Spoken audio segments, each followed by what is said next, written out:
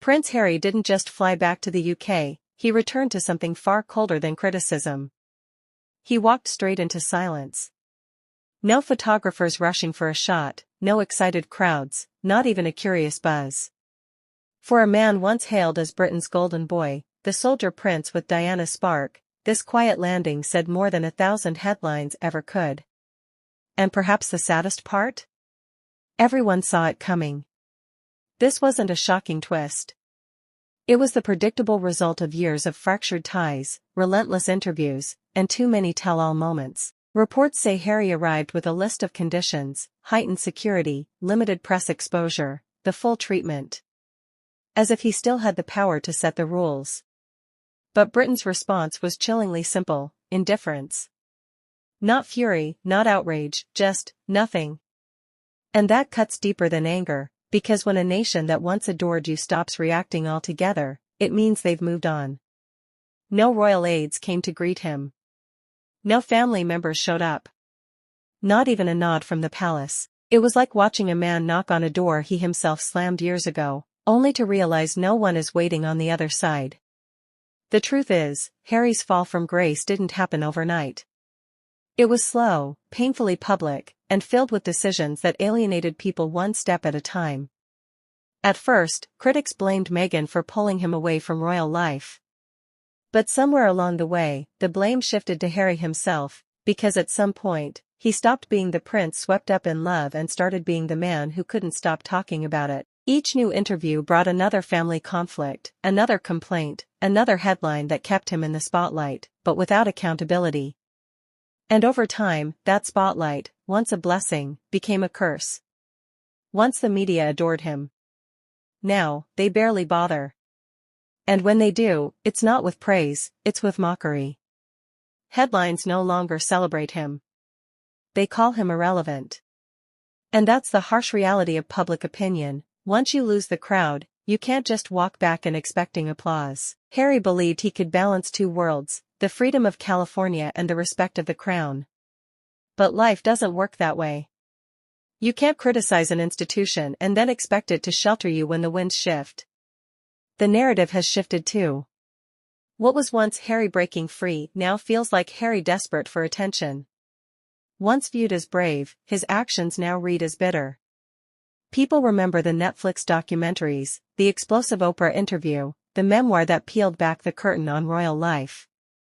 But instead of sympathy, what many feel now is exhaustion. The same story, played out again and again, just on bigger platforms and with bigger contracts.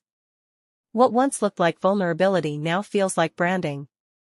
And that's where the damage lies, because royalty survives on mystique, on silence, on dignity. And Harry traded all of that for exposure. Even the palace, known for staying quiet, seems unfazed. King Charles is focused on his duties. Prince William has his eyes set on the monarchy's future. No one has time to manage a prince who chose to walk away but still clings to the benefits. The cold shoulder wasn't just circumstance, it was deliberate. A message from both the crown and the country: we're done. No more warm welcomes. No more blind loyalty. Just distance. That silence is louder than any scandal Harry's faced before. Once upon a time, Harry's reputation carried real weight. With just a smile or a single gesture, he could shift public sentiment. He was the relatable royal, the one who laughed with the press, hugged fans, and walked behind his mother's coffin with quiet dignity. People felt like they knew him, like he belonged to them. But somewhere along the way, the charm faded. The bond broke. Now, when his name flashes across headlines, the reaction isn't admiration, it's eye rolls. The story flipped because Harry stopped listening. He traded relatability for righteousness, assuming every microphone was his pulpit. But audiences shrank with every new exclusive. Not because people didn't care, but because they'd heard it all before. His once powerful story became repetitive. You can only say, "My family hurt me," so many times before people stop listening, especially when those words come packaged with multi-million-dollar deals and glossy shots of Harry and Meghan sipping lattes in Montecito. At first, the public was compassionate. They understood when he stepped back from duties. They sympathized when he claimed the palace hadn't protected him. But when personal pain turned into publicity strategy, when private grief became PR campaigns, the tide shifted. People began to ask, was this really about healing, or was it just another chapter to sell? That's the risk of monetizing trauma. It blurs the line between truth and performance. And once that line disappears, so does trust. In the UK, loyalty to the crown runs deep, even among critics. There's an unspoken rule: protect the family name even when it hurts. And Harry broke that rule, time and again. He took intimate conversations and made them public. He laid bare decades of royal tension for the world to dissect. And while some applauded his honesty, many saw betrayal, not just of the monarchy, but of something more sacred: family. That's why so many now see him not as a truth-teller, but as someone who sold out his past for applause that never really came.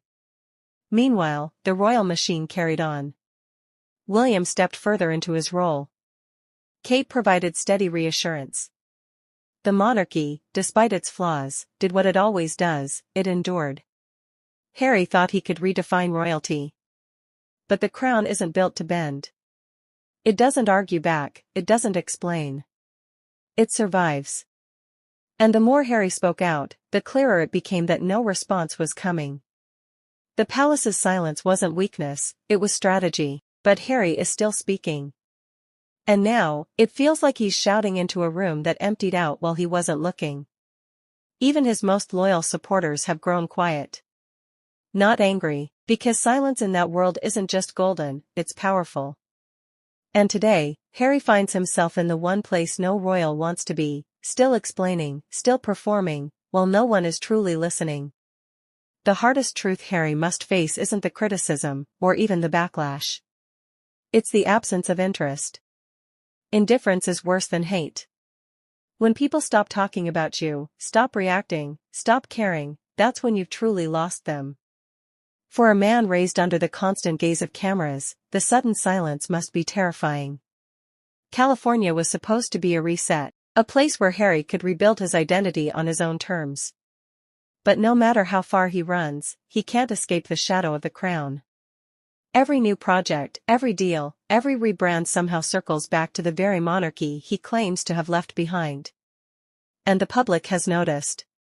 The cycle has become predictable: interview, accusation, contract, controversy, repeat. At first, there was intrigue. Then curiosity. Then fatigue. And now, irritation. What once felt like a bold breakaway now looks like a soap opera that refuses to end. The headlines may still scream, but the audience has tuned out. The irony is sharp. Harry once held everything: respect, legacy, a bond with the people that other royals could only envy. He could have been the bridge between tradition and modernity, the relatable royal who carried the monarchy into a new era. But instead of building, he chose to tear down. And in the ashes, he stands largely alone. His critics aren't just palace loyalists. They're everyday people, supporters who once believed in his struggle, who once rooted for his freedom. But even they've stepped back, not because they suddenly revere the monarchy, but because Harry no longer feels authentic. Every move looks rehearsed, every wound monetized. The raw vulnerability that once defined him is drowned beneath production value. Even the press, which once thrived on his every revelation, is weary. There are only so many ways to spin Harry speaks out again. At some point, it stops being news. And that's what he never prepared for: the day the cameras stop, not because they're blocked, but because they're bored. In today's world, even controversy has an expiration date. And Harry has reached it. He's no longer seen as the prince who challenged the system, but the man who can't stop dwelling on it. The man who lost the respect of his family, his institution, and, slowly, his audience. The saddest part? His story could have been different. He could have been remembered as the prince who balanced love with duty, tradition with progress.